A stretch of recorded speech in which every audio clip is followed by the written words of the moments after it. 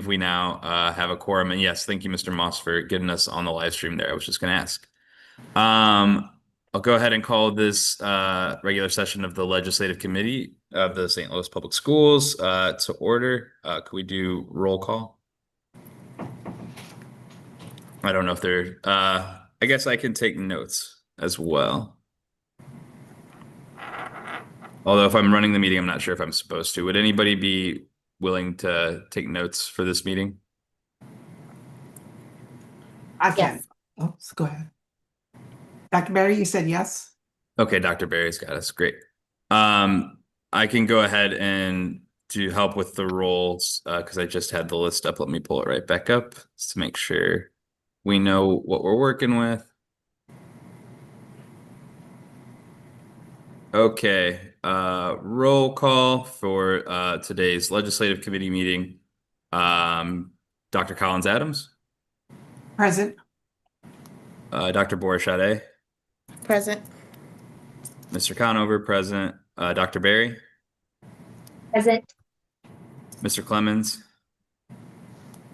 Ms. Johnson Miller, Mr. Charles, Ms. Nolan,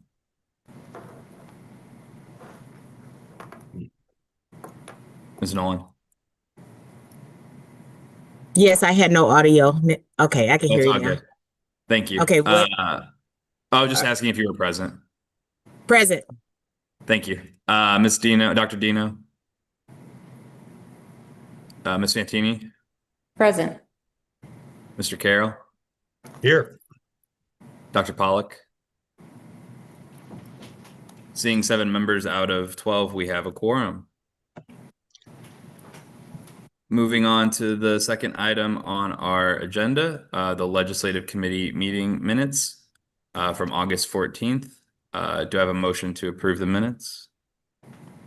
I move to approve the minutes from our August 14th meeting of the Legislative Committee. Second. Any discussion?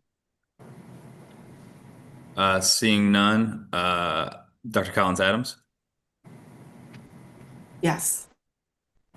Dr. Borachade, Yes. Dr. Barry, Yes.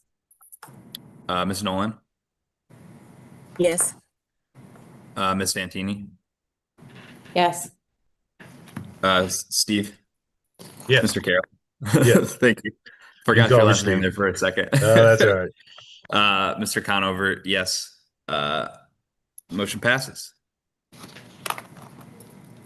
Our next item on the agenda is an update on the special legislative session from September 3rd. I know things have gotten a little crazy on there, so our second item after that is the legislative opening that happened on, I guess that would have been Tuesday. Steve, would you like to give us an update? Sure. I know you're all really busy with your schedules. I'll try to keep this moving as quickly as possible and just get down to the points. As you know, veto session started yesterday. There were no veto overrides from the governor. In fact, the governor didn't veto any bills to begin with from the regular session. He did line item $300 million out of the budget, but there were no overrides on that. Then they went into special session.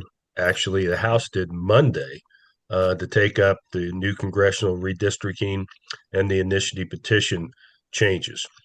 Both of those were passed in the House after some vigorous debate, but neither one of them had enough where they were able to pass it where it will take effect immediately with the emergency clause.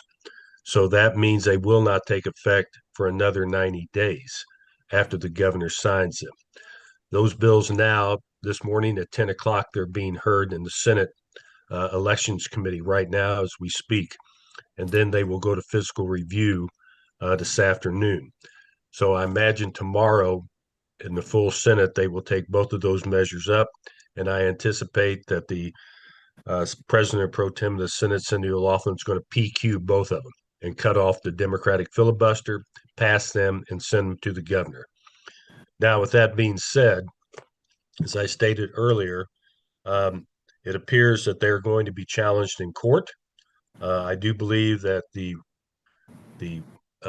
redistricting is unconstitutional because we have already done the redistricting after the census that was taken 3 years ago. You can't do it twice according to the Constitution in midterms. So that's going to be challenged, even if it's not. I know that the AFL-CIO is going to try to get enough signatures to try to overturn it, put it on the ballot, and I'm sure the citizens would vote it down.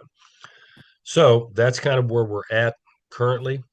Uh, as I stated earlier, I haven't seen that big a crowd protesting at the Capitol in probably 20 years on an issue. So let's just say folks are riled up, they're upset by this, and I think it's going to adversely affect next legislative session. The Democrats have already said they're going to slow down everything and anything, and they're not going to let anything pass next year in the Senate. So I think it's just nasty politics right now. We'll see how it plays out. Things hopefully will settle down.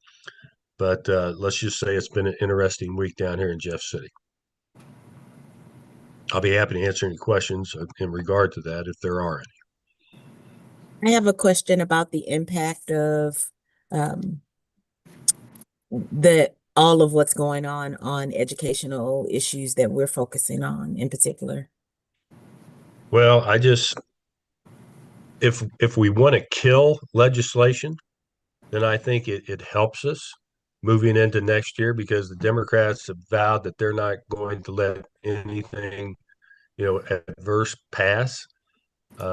Now, if we're wanting to pass something, then it certainly will make it harder. There's going to be some carryover of hard feelings, and there certainly is. I mean, Senator Doug Beck, Senator Stephen Weber have already indicated that they're just going to slow everything down. So it could have potentially some problems. However, you've even got some of the Republican senators that don't like what leadership is doing. Senator Lincoln Huff, who chairs the Appropriations Committee, good friend of mine, I talked with him yesterday. He said, this is crazy what they're doing. They were in caucus yesterday, the Republican senators, and they took a call from President Trump, rallying them on to go ahead and do the congressional districting. And so some of the Republican senators are a little baffled by this. And so we'll see how it works out. Now, regardless, the state has to pass a state budget. Otherwise, they'll have to be called back into special session. So while maybe not a lot of legislation will pass next year, believe me, the budget will pass. And so some of those priorities are in our 2026 proposed legislative platform from a financial standpoint. Any additional questions? I guess I'll just ask Steve. It looked like the amount of involvement in the Capitol over the last week has been nothing short of amazing. Could you speak a little bit more to that as well? As far as involvement of the citizens, you mean? Citizens, yes, yeah. Mm-hmm. Yeah, like I said, I mean, there were protesters yesterday. They were walking through the halls, carrying signs. Many of the Republican senators locked their doors so that no citizens could come in and actually lobby them one way or the other. And so the House, basically, they just left town because they already did their work. They passed everything and they just left. So really the only part of the government that's working right now is the state Senate. So again, there's protesters there today as well. I am envisioning there will be there again tomorrow, especially when leadership PQs both of these bills and sends them to the governor. So yeah, it's been very, very active. Yeah. Well, So, yeah, sorry, go ahead. no, I was just going to say some of the things that we need to be doing this fall, in my opinion, given what has happened. Obviously, the Parent Day is scheduled for February 24th next year for the session, which is good. I hope we have a very good showing. But I'm strongly suggesting that this November, that once we get our legislative platform approved, that we have a little gathering at 801 with all the city legislators and the county legislators that border the city, and bring them in. We've done this some in the past for a breakfast or for a lunch, and go over and tell them this is what's going on in the school district. This is what the administration's doing. This is what the board's doing, especially because of the audit. We need to get that out to our legislators. This is our legislative platform, and have some interaction with our city legislators and our city delegation, because that's going to be very important, especially if there is an attempt by the current Kehoe administration for the state to try to come in and try to take over the district. And so we're definitely going to need our city delegation to be supportive of us and stop any attempt that may try to occur in the Senate. Thank you for sharing that. I was looking forward to, that was one of my questions. Are we going to do our legislative breakfast like we've done in the past? And so I will Yes, work on. I I'll work strongly on that. advise that we do. Okay. Strongly advise. Based If- upon if what I- has happened. If I may, without objection, I think we're moving on a little bit here into item 4.1 legislative priorities update. Is that all right with everybody? Were there any more questions on the legislative session? Okay.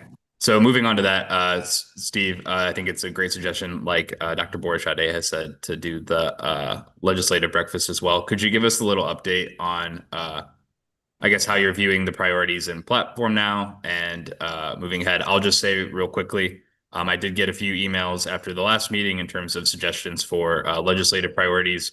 I have not compiled those yet. The reason for that is because we've received some new information since the last meeting about the potential imminence and desire of the state around state takeover. And so I think I wanted to make sure that we all got to hear from Steve about sort of where things are at from his perspective and how that might change how we approach priorities and platform before we make decisions. Although, Steve, I'd also love you to tell us timeline-wise when you think it would be a good idea to get this all sewn up before the session so we can do everything we need to do.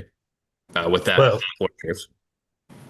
From that standpoint, I think we need to be able to approve this platform, whatever it may turn out to be, in early November before we have our breakfast with our legislators, so we know exactly what's in our platform that we can discuss. Now, based upon what has happened in this special session and some of the problems that I foresee coming up next year, I think we really need to condense our legislative platform to the main areas that we care about and that are important to us. And so that's why this morning you have the one from our last meeting that I gave you, the rough draft and some of the key legislative priorities. And so I think we need to condense that down to like having 5 major things that we're concerned about. I think, we talk about fully funding the formula and Senate Bill 727 and the changes they made. I think that's very important for education as a whole, but we get very little, if any, state funding through the formula. And so, the main thing is our local tax dollars that we need to protect and maintain. So I think one of the key bullet points, we need to just delete the first one in the key legislative priorities, because we list that down in the priority where it says support state funding, continue fully funding foundation formula, extra funding for 727. We don't need to state that twice. So I think we need to take that first bullet point out of the key priorities and go straight to the one that's very important to us, and that's transportation formula.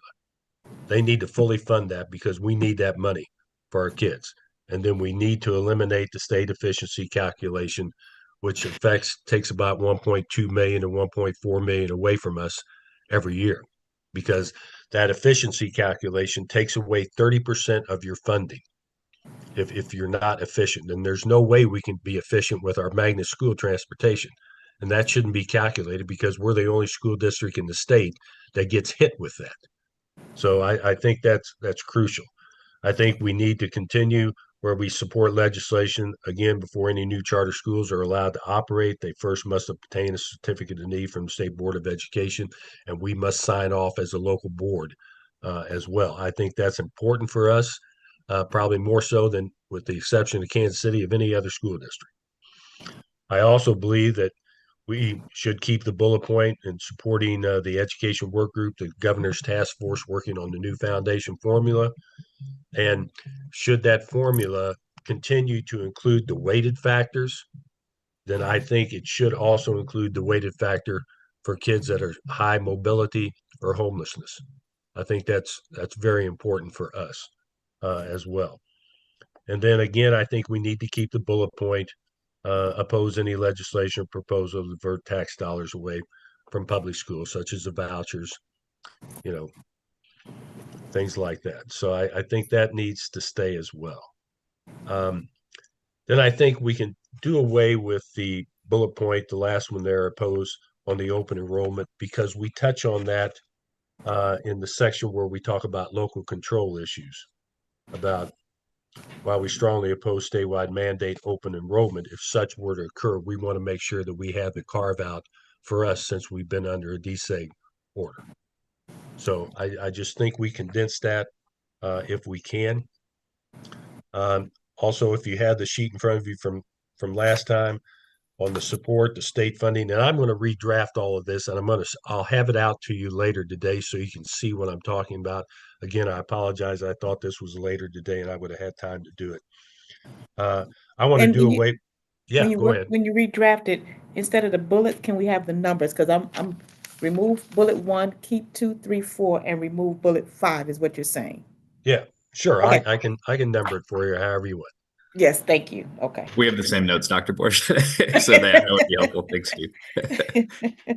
And then as far as again, some of these are just self-knowledgeable. I mean, we shouldn't have to really talk about them. I think on the support state funding, yes, we should keep the first bullet point on the foundation formula. We should keep the second bullet point on early childhood education. But the next three, we really don't need to even discuss those. And I think we're getting too much stuff into our package. And I hate to admit this, but the majority of legislators, even though we have this and I pass it out to each of their offices for them to have and read, they don't even read this thing. I mean, they don't. Many of them just don't. I mean, they got so much stuff coming across their desk, and many of the legislators already know where they stand on these issues to begin with. They're either with us or they're not. Some of them, you can help make their mind up and lobby them. But so I think that's why I think it's better to have it short, concise, exactly what we want. I was thinking as you described these, if there was a way to have some type of infographic or something that we can share with them, just so that it's quick points, maybe some type of illustration, something like that, maybe pictures to go along with things, just simplify it, and then have a different version that we can use in other settings, but have this listed out in multiple ways so that it hits that intended audience that we're approaching with our information.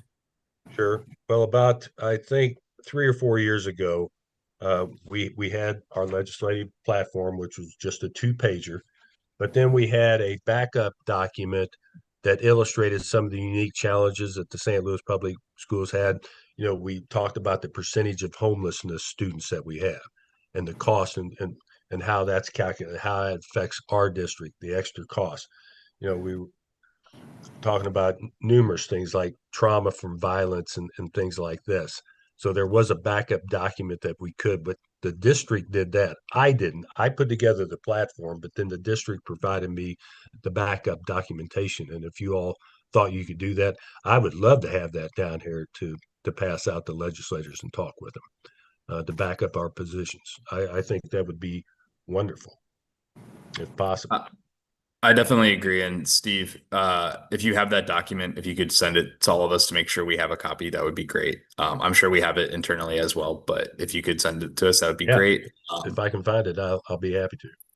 Yeah, in line with Ms. Nolan's suggestion, I also think that once we can decide this when we pass the platform, but once we get that figured out, it would be a good idea to work with our communications department and see what the best way is to get that message out from a communication standpoint as well. if folks are in line with that, we can figure that out at a later time because we don't have a platform yet. We're working on that. So Okay. On the second page there, you have at the top of the page, the bullet points, new increased funding for school districts for violence, and then the line item appropriation for state funding for safety measures. I think that's good to have that, but I'm just going to tell you right now, there's not going to be any new additional money for line items in the budget next year. Zero. Because I mean, Keough, Yeah, we're feeling what he- that. what he did, we can keep them there, but I mean, it's not going to happen.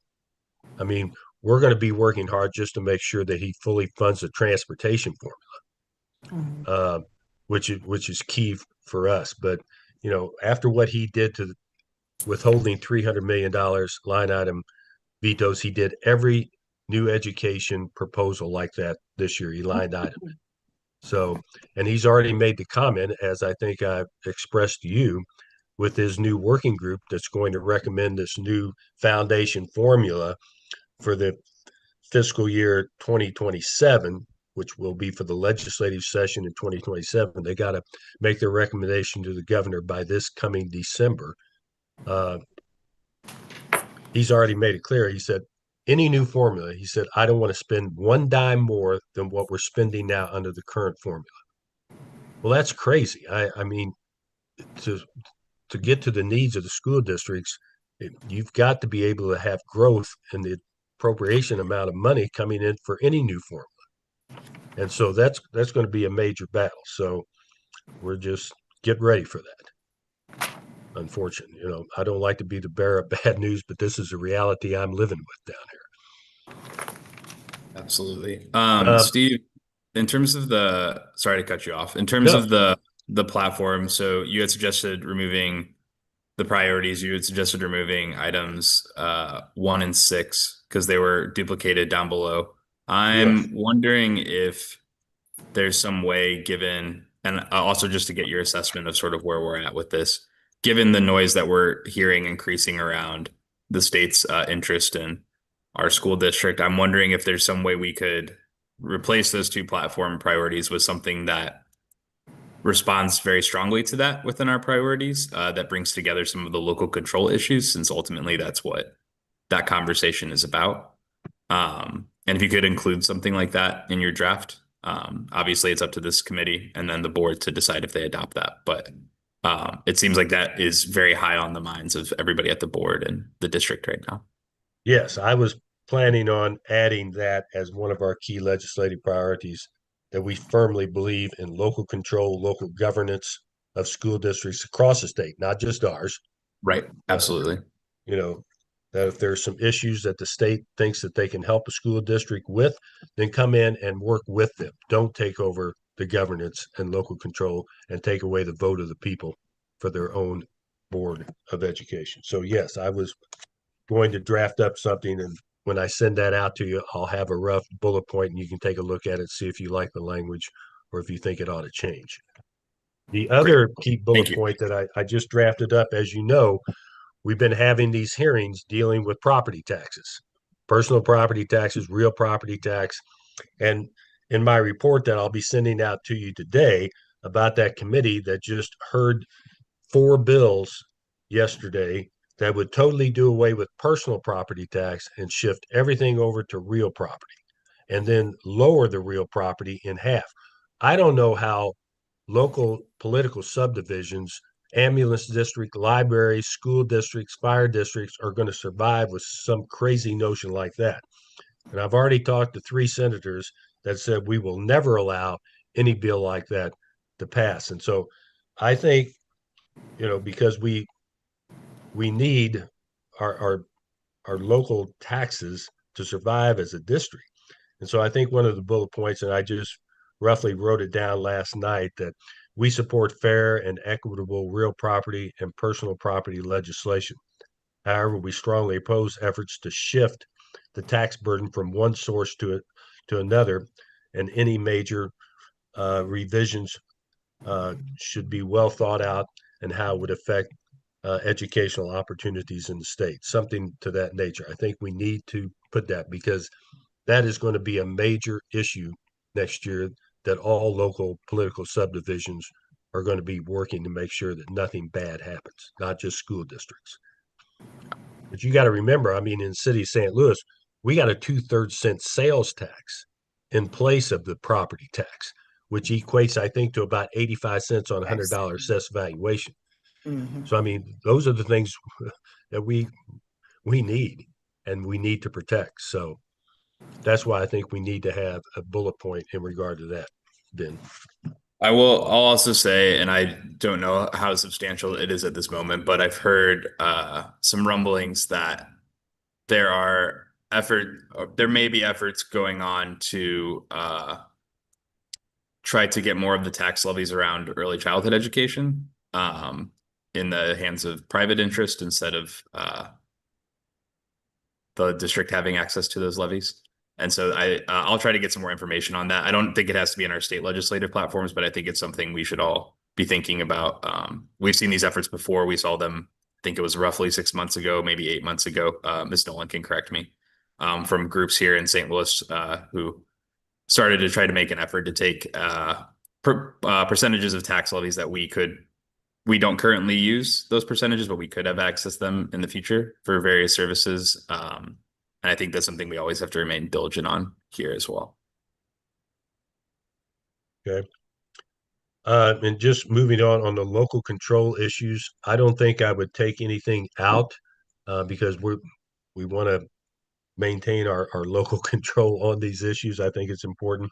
But then also in our main key priorities, we'll talk about the local control for our governance without a state takeover. So, and then the other legislative issues where we talk about opposing, I'm pretty good with most of that. If somebody wants to delete something or add something, certainly open to it. But I think at this point, Ben, you stated that you may have some additions that you wanted to talk about, or people have reached out to you about Yeah, that they may want to add to our platform.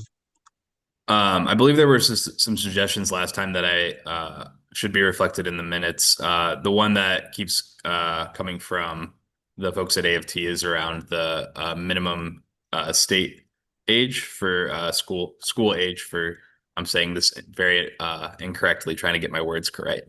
The minimum age for students to be in school. Yeah, there we go. Compulsory age.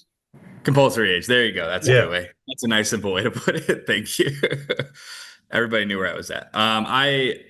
To be honest with you, you can include it in the draft or not. From my perspective, I think that it's something that's always in AFT's platform. It's certainly something if the membership that's currently here in this meeting would like us to move forward with including in the agenda, I'm certainly fine with it. I just don't think it can be one of our priorities, at least from my perspective. I also don't know if that's, Steve, you can, I guess, inform us. I don't know if that's like a big conversation going on right now in the legislature or not. It really isn't, but you got to remember part of our legislative package 15 years ago was raising the dropout age from 16 to 17. The old state law, you could drop out at 16. And it was part of our platform that we raised it to 17. Basically because we were trying to keep kids in school longer because of the DSEG settlement agreement mandating that we have a certain amount of graduation rate. And so then for 2 years, the legislature fought it because they thought that would send more money to us by keeping kids in longer than any other school district had to.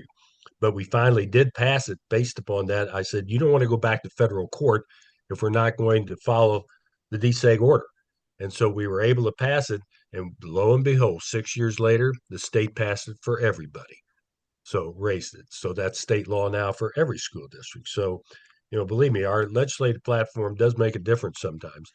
But I mean, the minimum compulsory age, we can add it in there if you want. It's strictly up to you. I think if there's no objections, I think what I would suggest is maybe including it in the draft as a state funding issue, and then in the platform, not as a priority. And then we can, when we consider the draft proposal as a whole, as a committee, folks can decide whether they want to amend that or not, if that's okay with folks here. Basically, my idea here is that if somebody has an idea that they want included in the draft platform, we should include it in the draft, and then we can all decide more formally whether or not we want to keep those things in or not. I think so. I think I agree with that. As long as I know that the AFT is not represented on the call today, so I wanted to make sure that some of their priorities are not being just kind of pushed to the side because they're not able to speak on it. Yeah, I think Steve can let us know, but I think they're in Jeff City. That's what I got from Byron on the call when I tried to see if he could join the meeting. But yeah, sorry, go ahead. Yeah, they have been. I agree that we need a compulsory age because if 7 is the age that students are supposed to be in school and we want them to be reading by 3rd grade, starting school at the age of 7 puts us behind the curveball. So, absolutely. Steve, do you think this is something that, and I know I talk about this maybe ad nauseum to some folks on this call, but partnerships with our rural school districts, is this something you think that they would also be fairly supportive of, or is this something where there's more tension with some of our potential partners? Well, I mean, many of the things in our platform, I mean, rural school districts care about it as much as we do. I mean, the open enrollment, for instance, open enrollment to a rural school district is nothing more than school consolidation. Absolutely. They know that. So, I mean, they've helped us on that fight for years. So, I mean, they care about the funding, early childhood education. They certainly care about the state transportation formula because of all the rural roads that they have. I mean, so yeah, many of these things we're working hand in hand with. And I should have been clear. I meant about the compulsory age. Oh, I think that absolutely. I mean, great. You mandate those kids coming in earlier. I mean, that only affects the amount of money that needs to be. Now, the Kehoe administration may want to fight that because that's going to mandate more money going through the formula and going out to school districts, but doesn't mean it's bad public policy. That's right. Just because we may not get it, just because we may not get the funding doesn't mean we shouldn't be fighting for it and raising awareness on it. Whether Kehoe likes it or not, it takes a lot of money to educate a kid. That's right. The state is 49th in the nation as far as state funding going to public schools. 49th in the nation. We all do it with local funds than any other state except one. How far behind are we with the entrance to school age? Because research is just unbelievable that the earlier you get in, the better. Oh, the earlier you get, absolutely. Absolutely. I know in Maine it's 5 is the requirement for school. A lot of states that have slightly more, without getting too far into politics, slightly more liberal legislatures tend to have a lower mandatory school age, but Steve can speak to that. Right. That's I mean, the majority of the blue states out there have 5 or 6 years old as a starting date. Yeah. I mean, we're behind. So, yeah, I don't have a problem putting that in our platform at all. And that contributes to us being number 49. Yes. Yeah. Louisiana was 5, get to a certain date. So, like the September 30th, December 31st. So, yeah. Okay. Well, I think then, Ben, if you allow me to, after what we've discussed today, let me revise this thing on some of and I'll get it out to everybody by the end of the day. So you can take a look at it and then you can suggest changes or additions or subtractions if that's all right. No, sorry, go ahead. Question, and Mr. Conover, you and Mr. Carroll may be able to answer this. So AFT and NEA have platforms too. Do they work in sync with the districts when it's time to actually present this stuff to the legislature? I mean, do we have a coordinated effort to make a point so that we can get things done? Yes, we do. MSTA, NEA, AFT have all worked with the school administrators, with us. Kansas City has their own lobbyists. Have to understand, we get together, the Education Lobby Corps for public education, every day in the Capitol. Remember this? Yes. They put their priorities together. This is from last year. Last year, So okay. yes, they do Yeah. have a coordinated effort. Wow. Yes. So, I mean, we get together and we discuss priorities as a group, as a whole, on where we can work together. Let me tell you, that puts out a pretty good army of lobbyists and, support staff going out and meeting with legislators. So, unfortunately, because the numbers of education choice legislators down here, we're outnumbered, and we're going against a hostile legislature, quite frankly, on many of these issues. But that's the whole key about having a Senate and being able to use them as a filibuster to stop these bad things. And so, as long as we still have that going for us, then that puts us on a level playing field per se. But yeah, we're all coordinated. All right, in our- thank you. I appreciate that. Yes, and I think that it sounds like this committee definitely wants to see that continue. So, and I don't have any doubts that it will. So, yeah, without any objections, I think Steve, if you can get us a updated draft of the platform so we can all review here, and then if folks have any concerns about that, please feel free to email myself and the president, President Collins Adams, and we can work with any edits beforehand. And then what we'll plan on doing is in our October meeting of the legislative committee presenting and voting on a draft platform. Amendments can be made at that meeting officially as well if something doesn't get handled in the month in between. And then hopefully we can bring that to the board in the meeting right after that, which would be the end of October, I believe. So So And then for, with the so breakfast- this can go, oh, I'm sorry. Dr. Boucher? Now I was going to ask Mr. Conover, and then we would go and present this to our during our legislative breakfast committee meeting.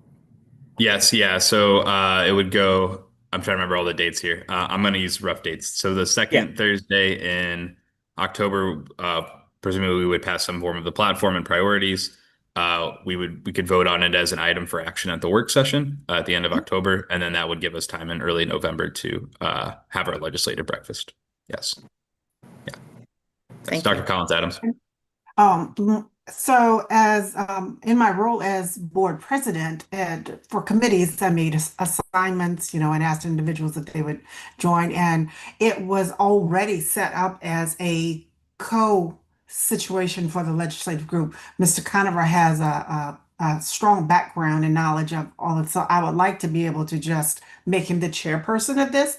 And then I have a voting seat. So Mr. Conover, if that's fine with you, then we'll change all that and make sure that that's posted, and then you take the lead. Yeah, that would certainly be fine with me if the committee is okay with that. I am not sure if we need an official vote on that, since it's sort of a resignation of the seat. No, But if we you would just yeah, send an right. announcement to the board because we had already voted to have the committee. You were already on it as a co-chair, so I'm just stepping away from it. No, that sounds great to me, and I appreciate. We want to obviously have you continue as a voting member, but I'm also very happy to Thank you. have one of my expertise used Yeah. for this district. So yes, thank you for the opportunity. Now, you and Mr. Carroll have answered a lot of my questions today, so thank you both. Absolutely. Well, We do have one more agenda item here if folks are ready to move on to it, and then there's a section for future meetings and adjournment. I have one thing, Ben. Yeah, for sure. Before we move on from the platform completely, I still have to advocate for the inclusion of red flag law or emergency stream order protection. We're coming up on the 3rd anniversary of the shooting at CVPA. And we know that would have prevented that shooting. And I think we have to keep advocating for it despite the unfriendly climate to such legislation in Jefferson City. We have to keep it in front of them. Absolutely. And my apologies. I know you mentioned this at the last meeting, and I forgot to include it in things that should be amended to the platform. So thank you again for bringing that back up. Steve, I think it would be great if we add that to the draft platform, if there's no objections here. okay. And yes, a hugely important issue. Just yesterday we saw a few different instances of gun violence across the country, and it's something that we need to continue to keep at the top of our mind, given how much it impacts schools directly. So, Yeah, well, unfortunately, we have a legislature that their priorities is nothing but put more guns out there, more guns, more guns, more guns. yeah. And you're going to keep seeing things like that. Yeah, Unfortunately, I do want to take this moment to just say a word of support and I don't know if congratulations is the right way to frame that, but for our students that protested this exact issue, I believe this was last Friday. Am I remembering correctly, Dr. Borshade? Yes. It's always great to see students standing up for what they believe is right, and I think obviously it's an issue that we take very seriously here at the district and on this committee and as a board. And the more that we can continue to remind the state legislature that more guns is not safe for our kids, I think is the best way for us to move forward. So, but yes, big shout out to our students for making their voices heard, exercising their rights, and letting the state legislature know how they feel about their continued escalation of gun violence in America. So, Just out of curiosity, thank you. Mr. Carroll, do you know how many students participated in the state walkout in Jeff City? gosh, I mean, they were everywhere that day in the rotunda. I mean, there were dozens of them down here. I mean, they got the legislators' attention too. They didn't really like them down here, but they were here in their face and making noise and statements. And, I was quite proud of them, quite frankly, for coming down here. Okay, just curious. Thank you. But yeah, Tracy, we'll certainly add something to that effect in the platform. I love, personally, I'll just speak for myself. I love to see active students getting out there and exercising their votes and protesting what they see as injustices. So. And I think we should support that every chance we get. So I appreciate the district being in support of that. You're here. Without objection, I'll go ahead and move us on to 4.2, additional lobbyist supports. This was an agenda item that I had added to the agenda. My thoughts here are, and Steve would love your thoughts here as well, and the whole committee, but especially Steve. We have all heard in various ways and manners the increased pressure that may be coming from the state, particularly the state legislatures. The state board sometimes gets mentioned, but I think it's the state legislature ultimately who'd have to change the rules to do anything significant around takeover of the district in terms of governance. We have heard for a while, and Steve told us last time, that there is increased pressure around this. I just wanted to get your sense, Mr. Carroll, and please feel free to let us know that you want to come back to us with something in the future about whether or not this district should be considering more support on the lobbying front, given what we're facing. If it's something the board ultimately needs to consider in terms of additional budgetary stuff, although that's going to be difficult, it's something we should look into if we need to do it. I'm just curious where your thoughts are on that, and if you, where your thoughts are on that. I mean, there has been talk in the legislature about, the state needs to come in, but there's no concrete legislative proposal out there or anything like that, because they would have to change the laws, because what's currently on the books would only take effect if the district becomes unaccredited, which we're not. And so, but, in the past, I think, I don't know, 10, 12 years ago, we had some issues that the district decided to hire. I asked them to bring some additional lobbying support on board, which they did. I try not to ask the district to do that if I think we can get the job done with the rest of the public education group. But on an issue like this, on state takeover of just St. Louis, it may just be us out there. So if it comes to that, yes, I may come to the board and say, I need some extra help. We need some extra funds. I would recommend hiring this person, this person, this person because of their connections or contacts or relationships with certain legislators. I try to be very frugal with our money because I know we got a tight budget and I don't want to waste money if we don't need to. But should that arise, believe me, I will come to you and make a request, but I hope I don't have to.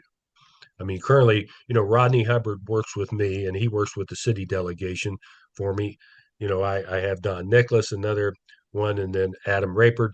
So, I mean, we have associates. It's just not me that's out there working on behalf of the district. So, but yes, if I think we're in trouble and we need additional help, I'll come to you. Believe me, I'm Yeah, I not think shy of asking.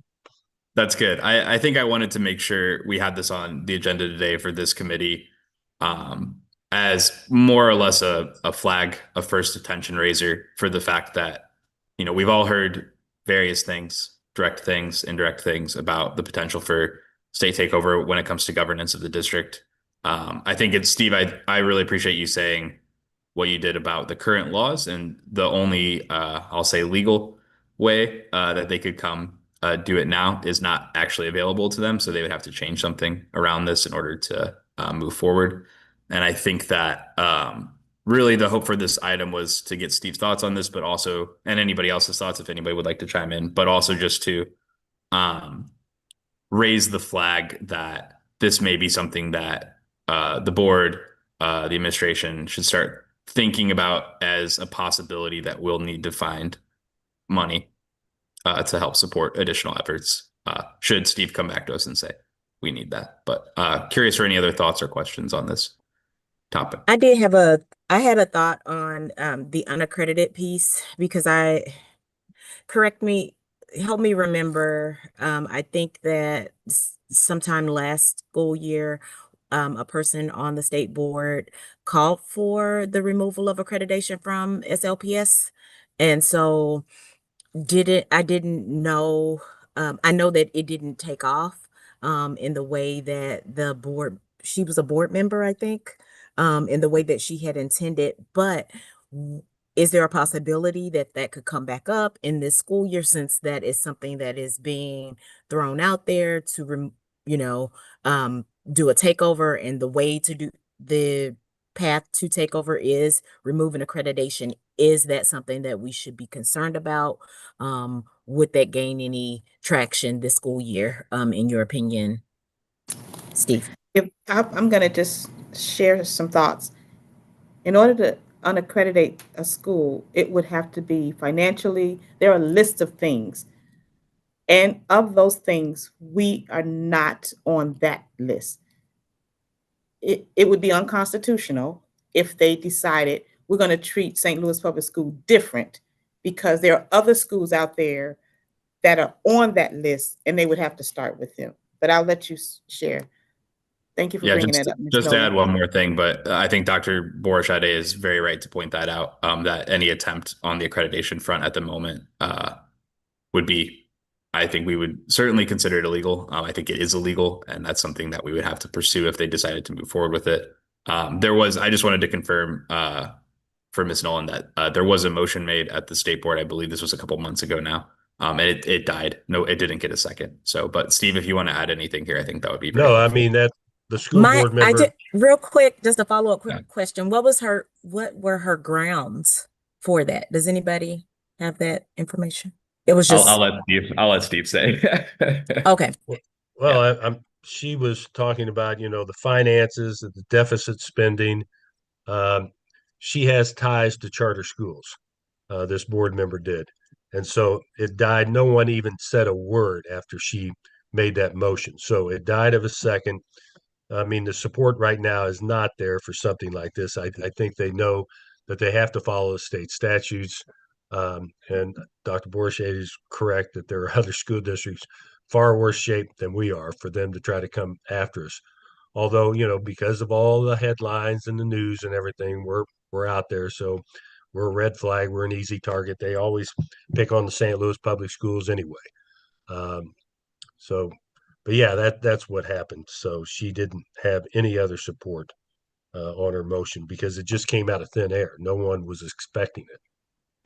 And that would be the We've need since to change the law. had a conversation. Yes. And so I think she has a different sentiment now.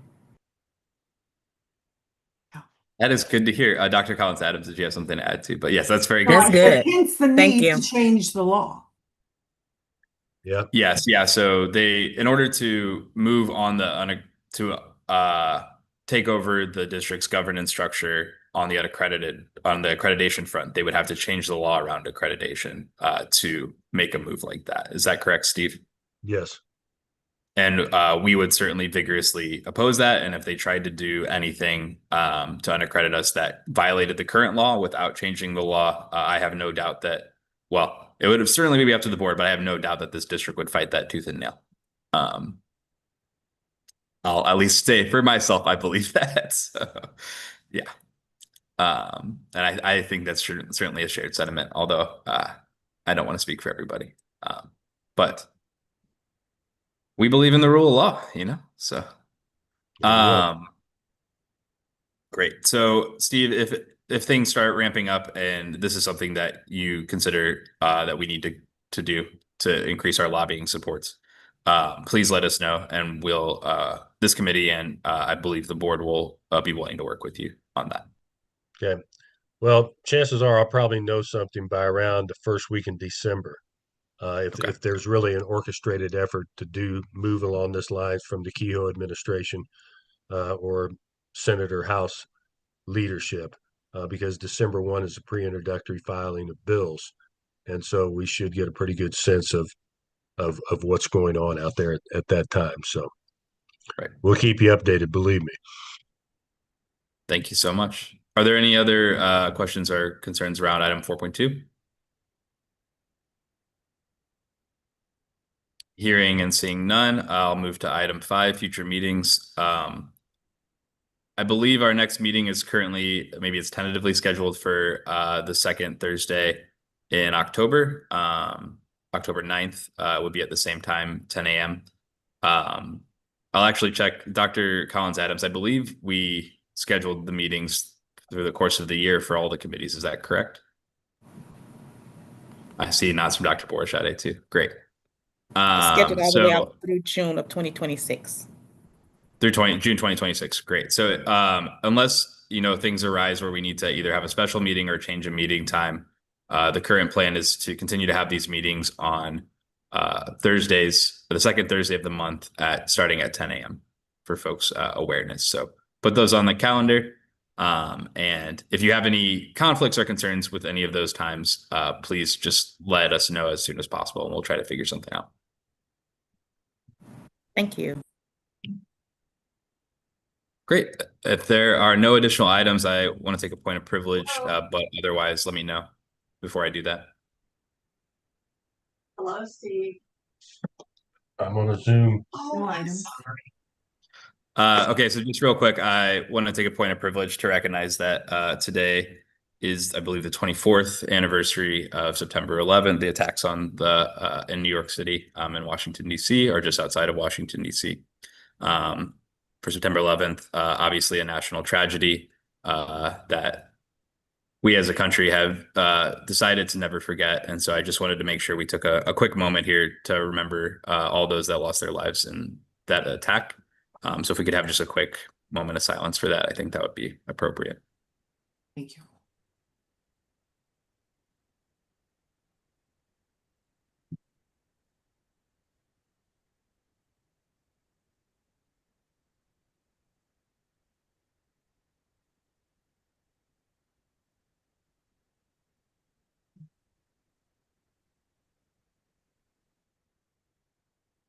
Thank you all very much for that.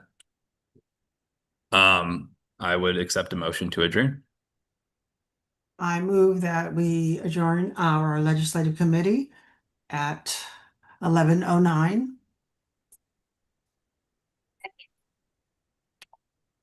Is there a second?